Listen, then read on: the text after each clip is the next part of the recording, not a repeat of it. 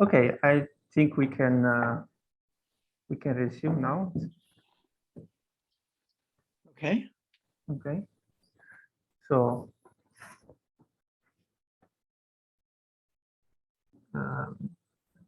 okay, so let me again remember that attendees can also just raise the hand. I will allow them to mute. And anyway, in the Q&A form, the most voted question is for someone anonymous, so we'll read it.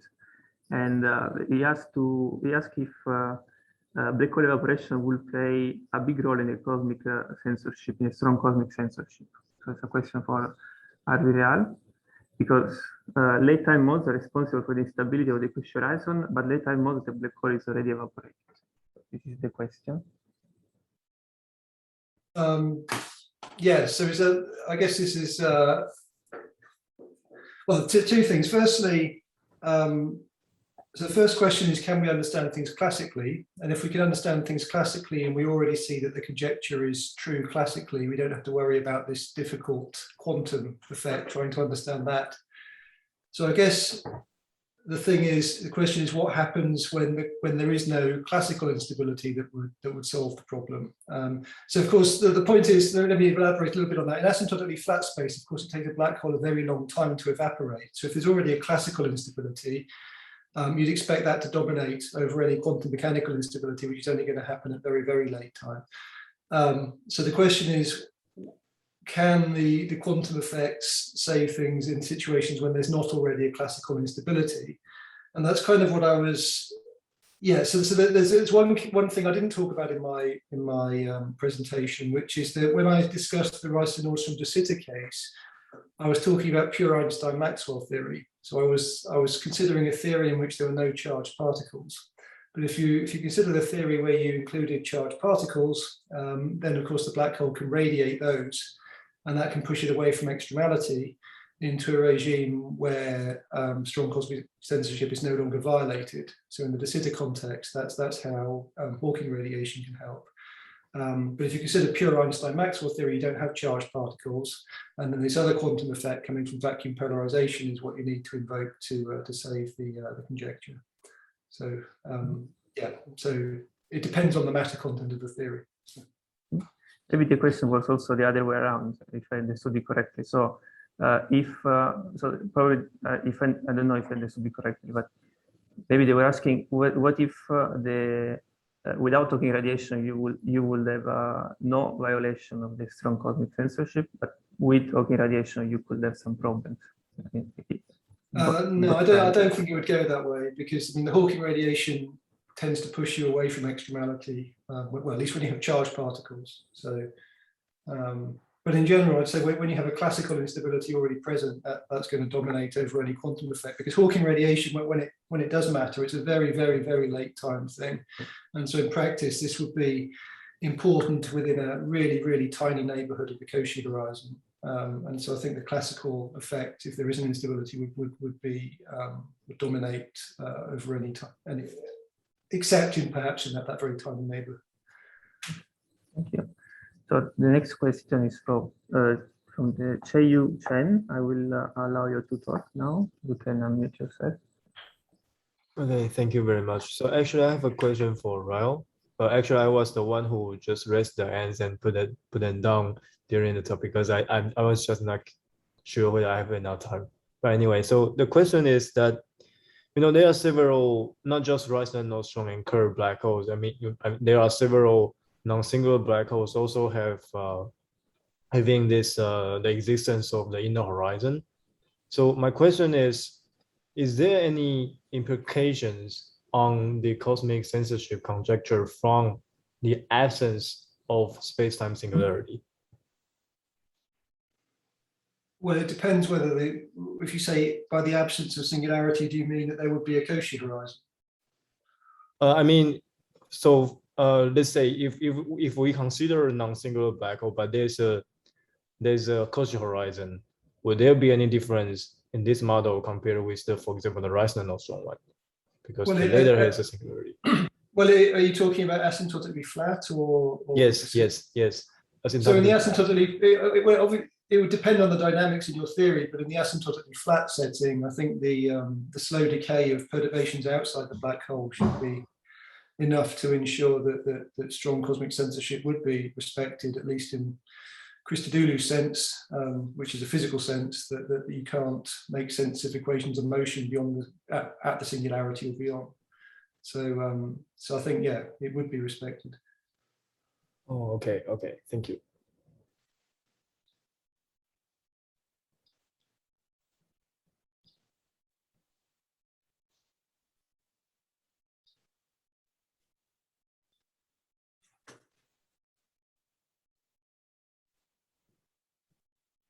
Sorry, I was actually muted. I didn't realize. So I was saying, I see a question from Stefano.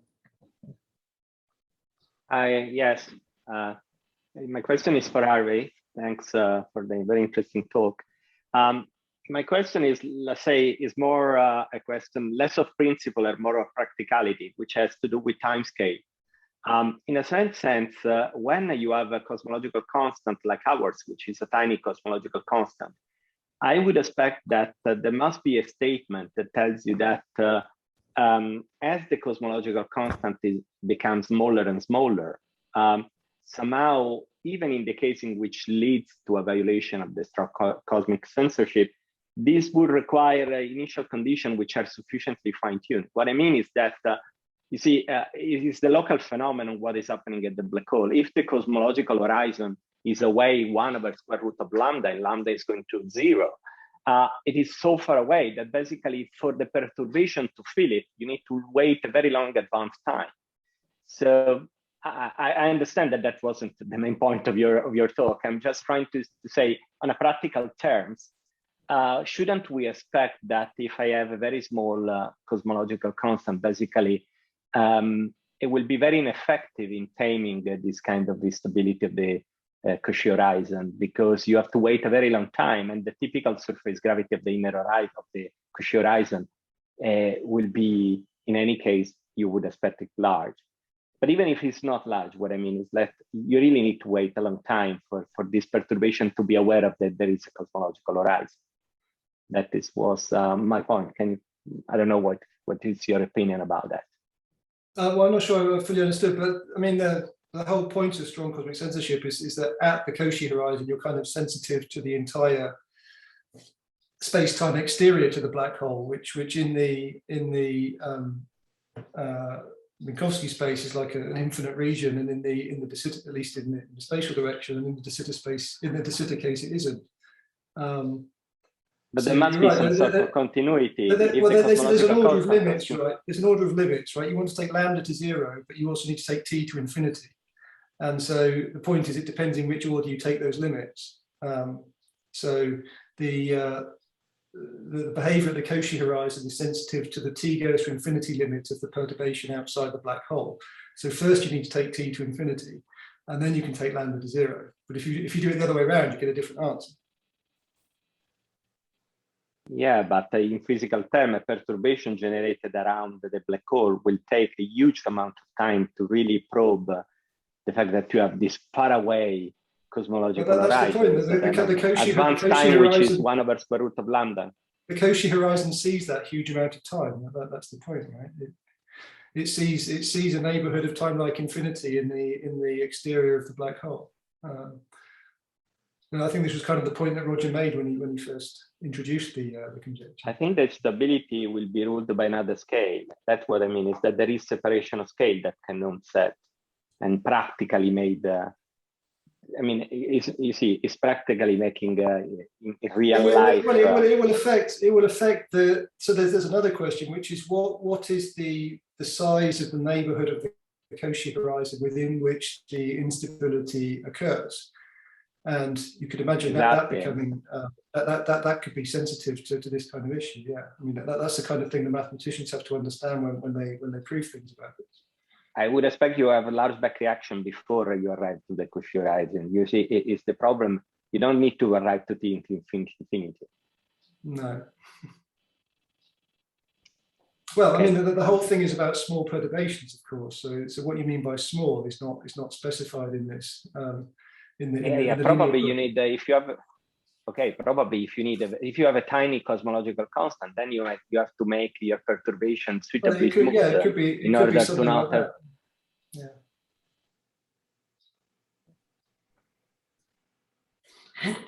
Yeah, so it's okay. I think there was finally an agreement between the two of you. So maybe we can move forward. So I see a hand raised. Okay, someone called attendee. So you can now unmute yourself.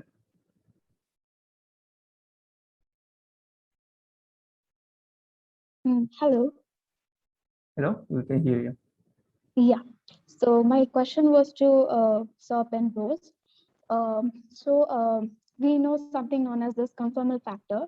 So in most of the cases, it is observed that the energy conditions are violated after resolving any space-time singularity using some conformal factor. And so my question is basically, what about its physical viability? How do we perceive this new conformally transformed space-time? Thank you. So I'm not quite sure I understood the question. How the conformal factor has to become, well, it depends which way up it is. You take the conformal factor to its reciprocal. That's the normal way one looks at it. I mean, you have, when you're on the crossover from one eon to the next, I think I didn't quite understand the question. I'm sorry, I didn't get, what was the question specifically?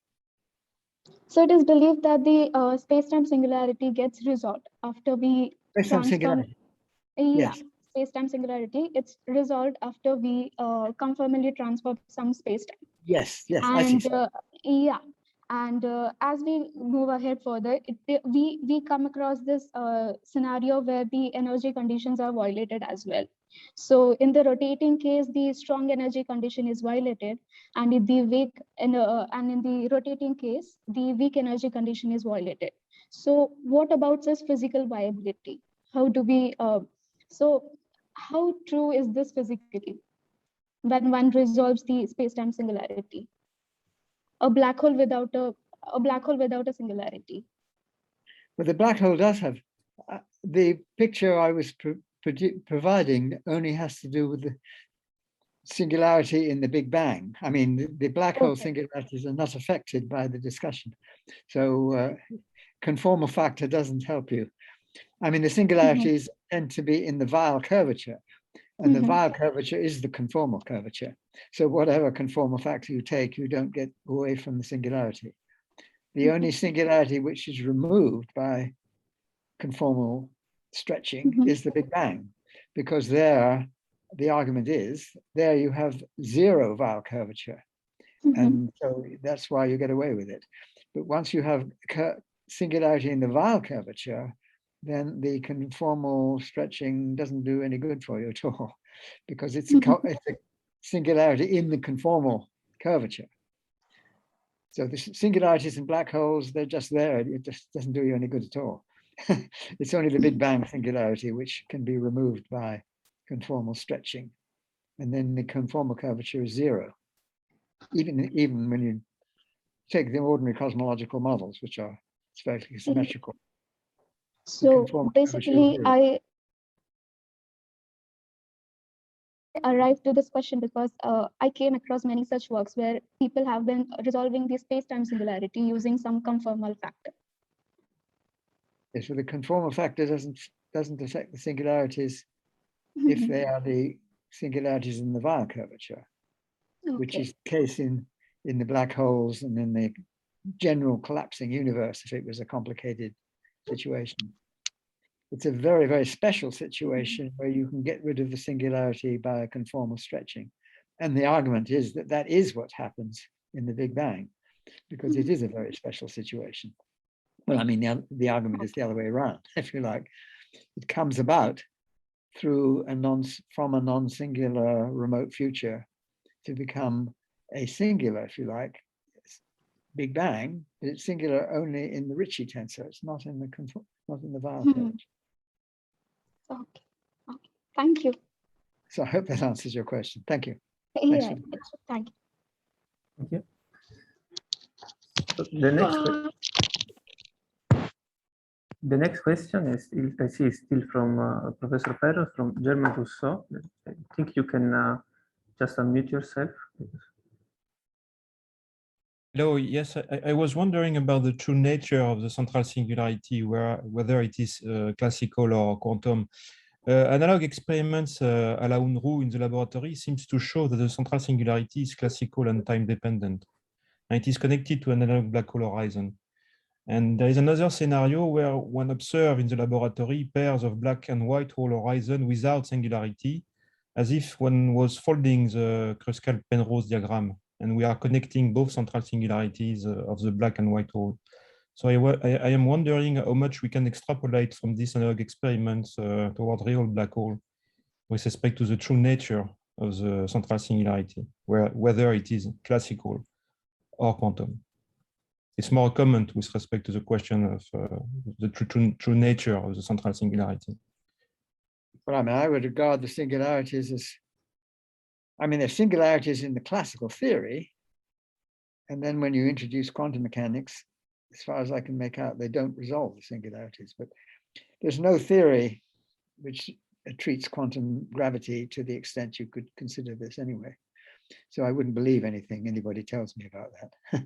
I mean, I would expect to find that the singularities are not removed in quantum theory, but who knows? I mean, depends. You need a quantum theory of gravity. And I don't think there is a quantum theory of gravity that I'm prepared to believe. Can we imagine to make some numerical relativity to probe a time-dependent central singularity in a purely classical way? Or do we need absolutely to go to the quantum physics? Well, I think I'm not quite sure I understand the question. I mean, in these are singularities in the classical theory. That's what the singularity theorems tell you about. You have singularities in the classical theory. It doesn't tell you what the nature of the singularities is. One normally expects that it's in generic situation that the singularity would involve diverging curvature, which diverges to infinity. In which case you're looking at radii of curvature, which is very, very tiny. And therefore you might be getting down to the Planck scale, which means you should be considering quantum mechanics. Now, what on earth you do with the quantum mechanics, I have no idea. I don't know if anybody's made a theory of that. The singularities are singularities in the classical theory. Whether they're in any sense resolved by introducing quantum mechanics would depend on having a believable quantum theory of gravity. And I'm afraid I'm in the position of not believing any of the theories of quantum gravity, at least not necessary. I mean, yeah, I don't. And what happen if we relax the stationary condition, the fact that the singularity is a consequence of assuming stationarity? Oh, if no, we relax, no, I'm assuming not stationary. No, good heavens, no. These are dynamical situations. Oh, I see. You're thinking of the black hole station. Well, you see, it's not really stationary inside the horizon because the time direction is confusing. The singularities are space-like. So you're running into them in a finite local time. If you fell into a black hole, the singularity is in your future. So there's no question of it being stationary. It's certainly in the Schwarzschild solution, it's not stationary, and none of these things would be stationary. I mean, you can have models which are not realistic, I guess, where you have, I mean, negative mass Schwarzschild solution. It's a singularity which is stationary in a certain sense, I guess. But that's not what I'm talking about. I'm thinking about singularities that would rise in black holes. And these singularities would presumably, at least at some level, look like the Schwarzschild singularity. I would expect them not to look like that. I'd expect them to be, well, the models due to Lifshitz and Kalatnikov and Belinsky, and also Misner, where they looked at Bianchi 9 situations. And there you get wildly diverging singularities, which just blow up. And they don't just blow up. They oscillate between all sorts of things and very complicated. Thanks, But sir. they're nothing like stationary. I don't expect station. That's not what we're talking about. These are singularities which are wildly getting worse and worse as the time evolves very, very rapidly. Thanks. Thank you. So there is a question from Shinji. Shinji, you can. I have a question to Professor Penrose. Thank you for the very nice talk. And I have a very naive question. So I think at least we need to introduce the standard model of particle physics. And which frame do they live? Standard model of particle physics. Yes. Yes. You perform the conformal transformation, and before transformation you have a singularity. After transformation there is a singularity. And which frame do we introduce standard model of particle physics? Well, this would be in the Big Bang. Okay, you're thinking of that side. Yes, yes. So most of the discussions in the situation don't look at quantum gravity. I have nothing to say about that because that's particle physics in the early universe. And a lot of people study these things. That's absolutely right. But you'd have to go back to the situation where the curvature gets so large that you'd worry about graviton. The standard model, people look at standard model and the trouble is that usually they look at it in the context of inflation, and so you have to. Yes, but at least at the late time we have standard model particle physics, and yeah, sure. Yes, so the late time expanding, and you want to make it? Okay. So you're asking me about the very late times. Well, you see, yes, there is a point here. In the very late times, according to my cosmological scheme, you need to have what I call mass fade out. This is because it isn't just photons, this sort of initial description, you're thinking of massless photons, but there will be hydrogen, and then there'll be plasma, so you'll have electrons and positrons running around. And so you certainly will have massive particles, which would destroy the pictures, technically speaking. Right. Now, the argument that it's a somewhat hand-waving argument, but the argument I give is that in the study of particle physics, more or less the first thing you do is look at the Casimir operators of the Poincare group. And the Casimir operators of Poincare group are mass and spin. So these things are absolutely conserved in standard particle physics. But when you have a cosmological constant, then you should really be looking at the de Sitter group. And the de Sitter group, mass and spin, well, I'm not sure about the spin, but mass is not a Casimir operator. So the argument is basically that once the cosmological constant becomes an important factor in the discussion, you have to worry about the mass being not necessarily a constant. And so the argument is that the presence of a cosmological constant allows the mass to fade out. But to have a theory in which this mass fade out is described in a complete or consistent way is not something I have. Mass is complicated in particle physics because you have the Higgs mechanism, and then you have other factors which also affect the mass. There's a thing. But anyways, I think matter action should generically breaks conformal invariance. Sorry, what did you just say? I'm sorry. I think that the matter action is not conformal invariant. Conformal invariant. Well, So you have to go. I think. Standard, part of standard particle physics is conformally invariant. Part of it is, but not much. Okay. You have to get rid of the mass. You see. No, so usually if you consider, say, so the constraint from the parameterized post-Newtonian constraints, and then the matter fields should universally couple to the almost Einstein frame, I think. Einstein frame. Yes, almost. Right. So the PPN constraint is pretty strong. But if we couple matter to different frame, then typically PPN constraints are violated.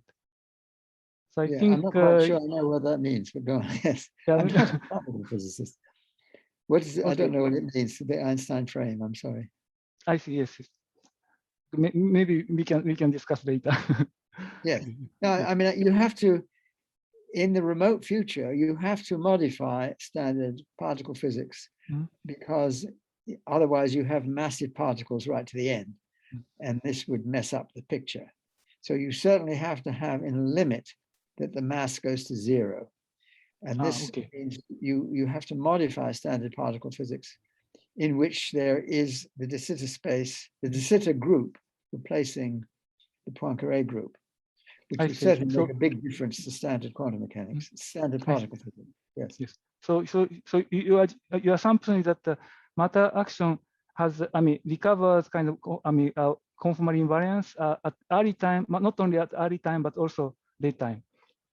Oh yeah. Well, okay. You want a conformal invariant description? Yes. Yes. At late times too. Thank you. But this does require a modification of standard particle physics. But I'm claiming that that's not unreasonable because the de Sitter group has to be playing this role other than the Poincare group. But that needs a theory. I mean, that's certainly not there in the theory as it stands. I see. Yes. Yeah. There is I understand. But it's difficult to imagine because usually symmetry is broken as we go down to low energy. So you assume that the symmetry is enhanced at early time and late time. That's well, it may be. I certainly heard talks. Yes. I heard talks in which the Higgs mechanism, once the temperature gets extremely low, you have another transition or something. I'm not no expert on this, but it may be there is an effect like that when the temperature is extremely low. Yes. I see. Yes. Thank you very much. Very interesting. Thanks for the question. Yes. Thank you. So the next question is from Costantino Facilio. Yes, I mean, there are work outside my door, so I'm sorry for the noise. My question is for Harvey Reall. The question is the following.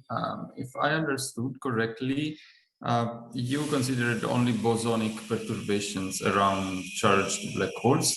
My question is what happens if you also put fermionic, and this is motivated by the fact that in order to collapse into a charged black hole in the real world, you would have fermionic matter collapsing. So probably fermionic perturbations are unavoidable features of the problem. What do you think about it, or would they affect the conclusions? Thank you for the question. So fermions are a bit tricky to deal with because I mean, nearly everything I was telling you about was classical, and you can't treat fermions classically because of the Pauli principle. So if you're going to study the behavior of fermions and their back reaction on a space-time geometry, you would need to do a quantum field theory calculation where you calculated the expectation value of their energy momentum tensor. So I think there may have been one or two papers where people just looked at the Dirac equation in these space-times, but I don't think that actually tells you very much, because as I said, to see an instability, you need to see something growing. You need to put a lot of in the bosonic case, so in the bosonic case, let me say it this way. So in the bosonic case, the classical approximation is justified because you can put a large number of quanta in the same mode. But of course, in the fermionic situation, you can't do that. So in some sense, the classical approximation for the Dirac equation is not ever really useful. And that's why you need to do a quantum mechanical calculation. So the kind of quantum calculation I discussed at the end of my talk presumably could be extended to fermions. It was done for a scalar field, but presumably it could be done for fermions with a similar conclusion, that for Rice and Nordstrom de Sitter, you would find a vacuum polarization would enforce strong cosmic censorship. But of course, if the fermions were charged, then you'd already have black holes discharging through Hawking radiation, which would also solve that problem for Rice and Nordstrom de Sitter. Okay, thank you. Thank you. So next question is from, sorry if I mispronounced the name, Hossein Fateddin. I don't know Hope I didn't mispronounce it. Hi, can you hear me? Yes. Thank you. My question is for Dr. Penrose. Dr. Penrose, okay. In Hello. conformal cyclic cosmology, Yes. can we consider, should I repeat my question? Yes, go ahead. Yes, sure. Okay. In conformal cyclic cosmology, can we consider dark energy and expansion of the universe as a property of the geometry? Is it correct to say that? Are you asking me something like Mons and things like that, where you modify general relativity? You don't have Yeah, actually. exactly. I mean, it's an intriguing question which you raise.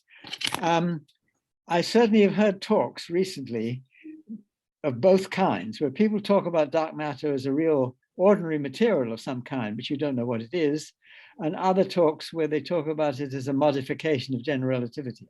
I have a suspicion, this is only a suspicion, that there may be, you have different conformal frames in which one goes over into the other. The description that I sort of used is that you still have general relativity with a dark matter component, which is just a material, but it is in a certain sense part of the theory of gravity, because it interacts only gravitationally. And although it is some dark scalar massive material, you think of it as separate from gravity.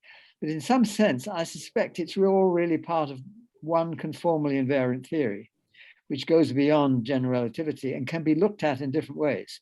That you can either look at it as an ordinary scalar material, which interacts, massive material, which interacts only gravitationally, or as some sense, an extension of gravitational theory. And I suspect both points of view might be consistent. You can transform from one to the other. But this is a suspicion that I have, not really something I can say with confidence. What I can say with confidence is that the equations of CCC do demand that there should be this dark material.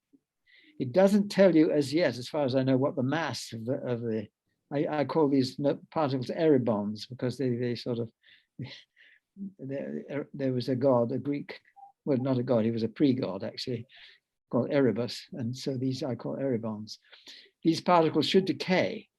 The lifetime of them is something like 10 to the 11 years. That's when you're thinking of them as ordinary particles. But there you probably can think of them as an extension of gravitational theory as well. But this is up in the air. I don't really know properly how to do this. So it's a question, not an answer, I'm afraid. Thank you very much. Thanks for the question. Yes, good question. So the next question is from Valentin Boyanov. You can unmute yourself. Yes, thank you. I have a question for Saul Teukolsky. So well, given that the early time ring down signal from objects which are similar to black holes, but are perhaps very compact, and they have a surface very close to the Schwarzschild radius. So the ring down from this kind of object is at early times indistinguishable from a black hole, but the quasi-normal modes are completely different. So what makes the quasi-normal modes of a black hole special in the sense that they would fit the early time signal from those kinds of objects as well, where the basis of modes is different? I don't know. So in other words, the main point of the talk I gave was to point out a surprising, to me at least, surprising fact about black holes in general relativity, namely that the early time, the signal from the peak of the waveform as measured by a detector at infinity is very well approximated as a linear superposition of the quasi-normal modes. And so, in a sense, you can take that as an empirical fact. But if you ask, is there a deeper understanding of why the nonlinearities are not visible. I don't think we have any kind of sort of analytic explanation, if you like, of why this is true. So then, now to ask in some alternative theory of gravity,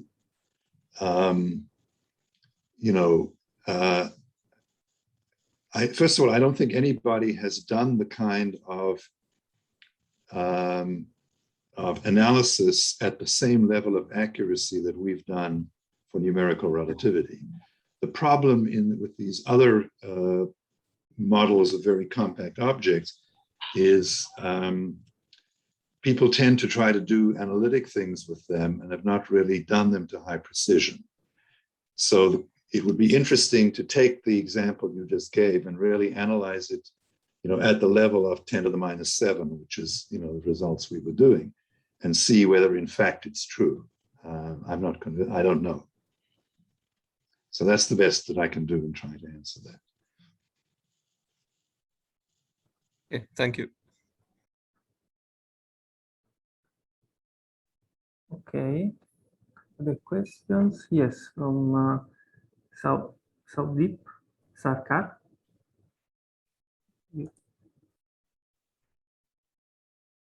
Hello, you can unmute yourself. Hello, so I have a question for Professor Harvey Reall. Should I go ahead? Yes, you can go ahead. Okay, so actually there are two questions. Firstly, that in your BTZ paper, you reported that there's a coincidence between the so-called interior Cauchy-normal modes and the exterior Cauchy-normal modes. So is this a feature that is peculiar to the BTZ spacetime, that because it is highly symmetric, or is there any possibility that this similar coincidence holds for, say, RNADS? And related to this, suppose say I am interested in studying quantum effects in RNADS and how it affects cosmic censorship. So to do that, I have to set up a scattering problem, right? Similar to what, say, Wald has been doing, Wald and Zhang and Holland has been doing. But there in the time, so ADS is like a box, and we have waves that go off to the time like infinity and reflect back.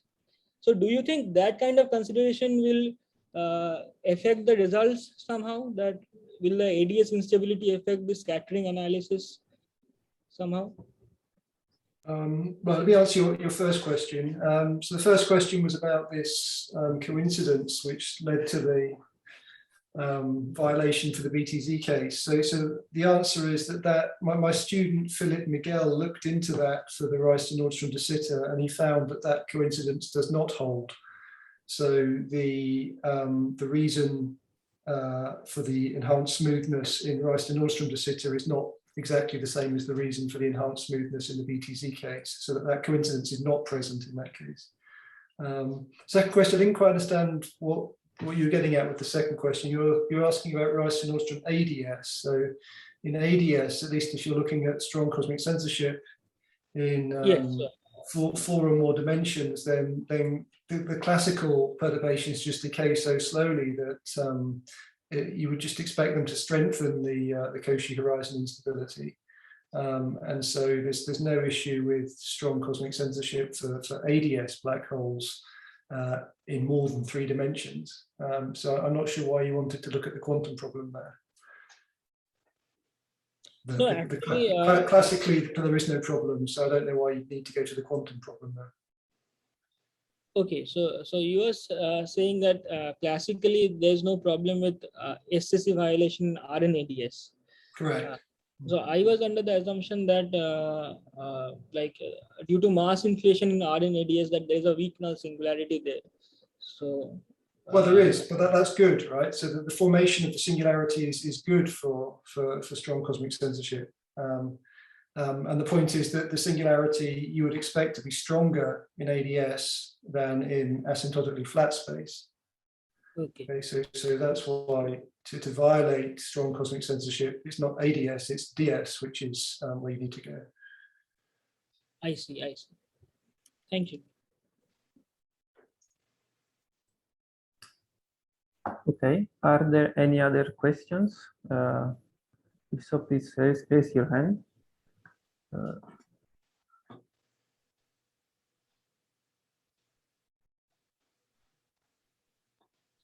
Okay. Yes, there is one from Costantino. Please go ahead. Yes, I have a question for Saul Teukolsky. Actually, I just did not understand why you claim, well, that what you show is not just a fitting, that it is a sign of overtone physics. So what is the distinguishing signature of the fact that it is not just overfitting over the overtones?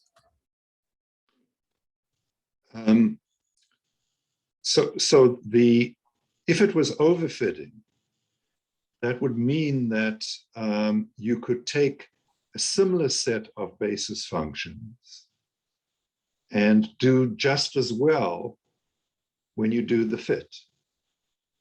So the fact that when you try an ensemble of closely related basis functions, with the only restriction being you use the same number of basis functions, they all do worse than doing the ones where you use the true quasi-normal Kerr values for the frequencies. So that tells you, or tells me anyway, that what you're doing is you are actually measuring, these poles in the Green's function.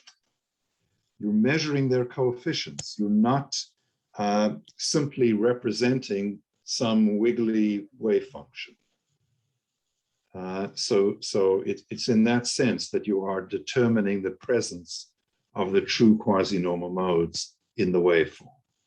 So that's what I mean by saying it's not just overfitting. Okay, thank you. Okay, thank you. So I think we might stop here unless there is some urgent question. We are also a little bit beyond schedule, and we might resume with the next session at 4:30 Central European Summer Time, which is in 35 minutes. And I would like to thank all the speakers again for 3 very nice and very interesting talks. So thank you very much. And I will see you all in 35 minutes. Okay. Thank you.